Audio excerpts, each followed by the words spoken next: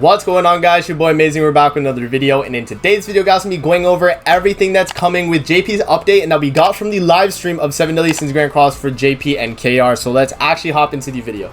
So I'm super excited to go over this update because, guys, we actually have a lot of nice stuff coming. Like, well, not a lot of nice stuff. I'll say like there's 2 new units, so let's actually hop into those instantly. So let's hop into Brunthilder, right? So she's the first new unit. If my YouTube will load, let me refresh the page. Okay, let's see.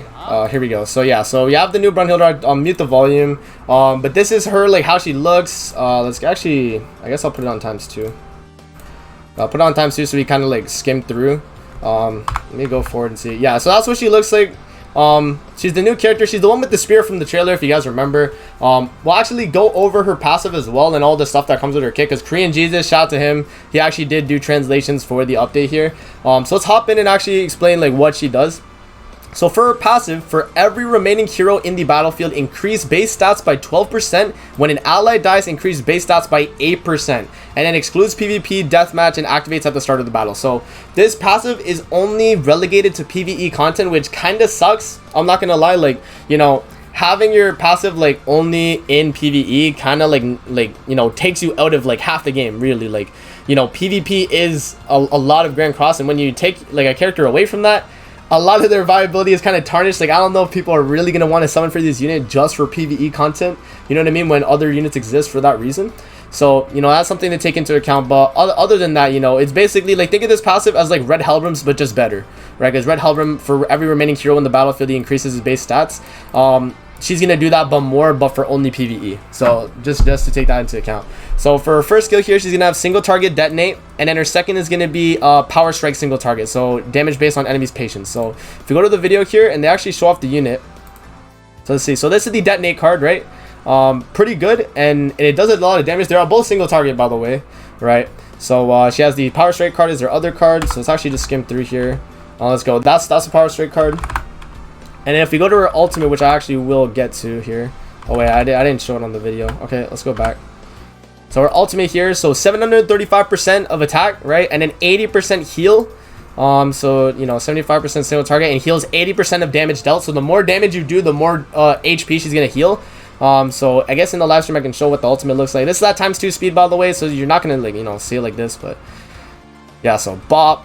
She throws a spear, boom, look at that, easy clap. 199k, she heals basically full health at that point, because she's dealing more like damage than her HP anyway.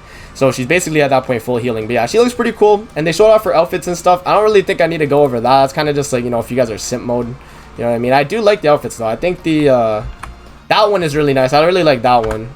Yeah, that outfit is pretty nice. I don't think they showed any other outfits. I think that's just it.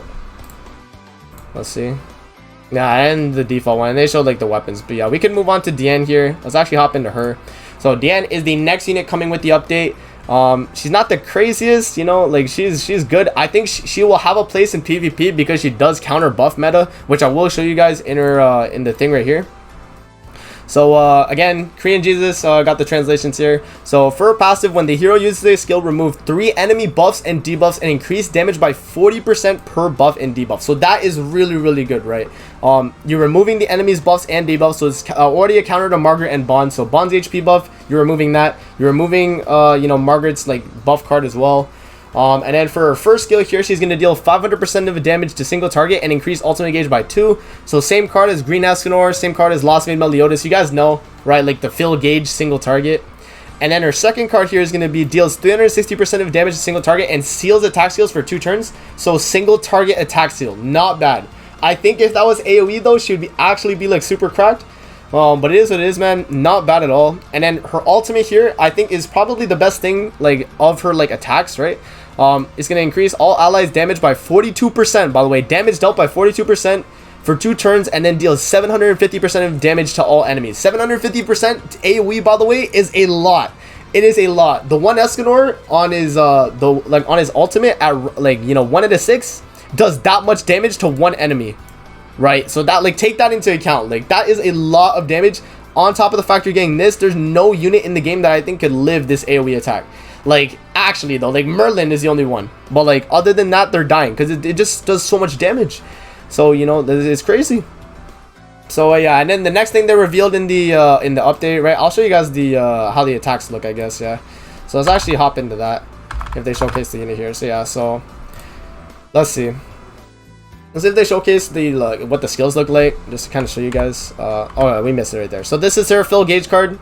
You know, it does like a little punch, throws up the ground right there. Let's move on. Let's go to the debuff card if they'll show it. Oh, there we go. That is the rank 3 of that card. Skip. That is the debuff card right there, and then she has her ultimate, which I don't know if they even showed her ultimate. Actually, I might have missed it. Let's see. Yeah, so they show the ultimate. Here we go. Yeah, she runs up and then she loses her jacket as she grows big. That's pretty cool, I guess. Yeah, and she increases her damage dealt. As you guys can see, she has that like damage dealt buff effect on her, which I think is going to be really good to make her like do a lot of damage on her ult. We don't know for sure yet if that's going to be on 6 out of 6 or not. Like as you guys can see, that's the damage dealt buff. We don't know if that's going to be at 6 out of 6, but I mean we'll have to see, right? We are going to have to see. So the next thing they revealed in the trailer is the new Beast Battle event. So basically what this is it's a new like boss fight that you get to do, right? And they show off like with the team and like how they do it. But basically it has 4 phases. It's a fight where you fight like some like bird thing. Let's see if I refresh if it'll show it. Yeah, so right there. So you fight this like bird, like, you know, like I forgot what it's called. Like there's actually a name for it. I forgot exactly what it's called, but it's like a bird like horse mix or whatever. I don't know. You guys will know in the comment section below what I'm talking about. But basically they have like this new mythical beast and you fight it.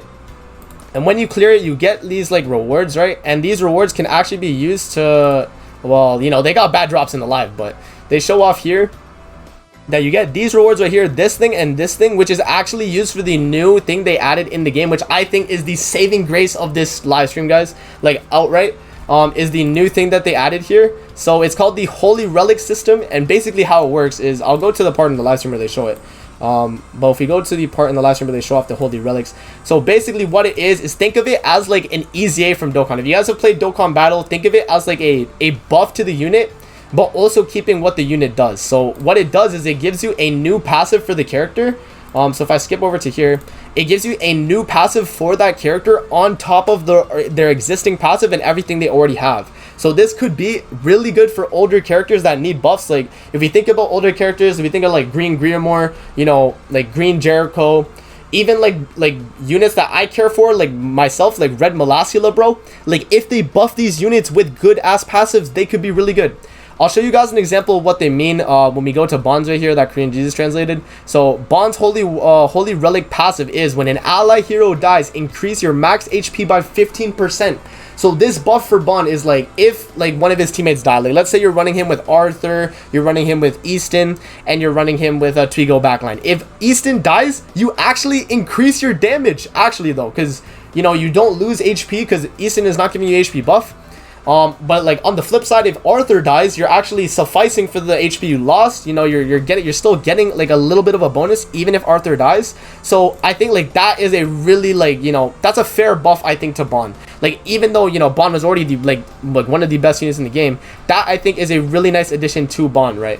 And then if we move on, Awakened Lilia got a buff as well with this Holy Relic system, right? So Awakened Lilia's Holy Relic buff, for every debuff increase base stats by 10%, 5 max. So at 10 or like 5 debuffs on the enemy, right? Which if you're running King Team, that is so easy to get. That is so easy to get if you're running King Team with Lilia, right? If you run that, for every debuff, increase base stats by 10% for Lilia. So Lilia's basic stats to go up to 50% increase.